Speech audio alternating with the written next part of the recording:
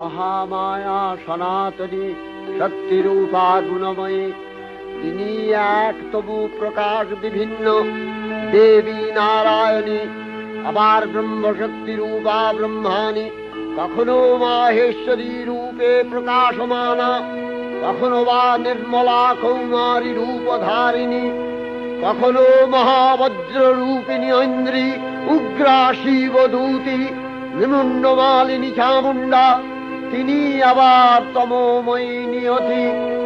এই সর্বপ্রকাশমানা মহাশক্তি পরমা প্রকৃতির আবির্ভাব হবে সপ্তলোক, তাই আনন্দমগ্ন।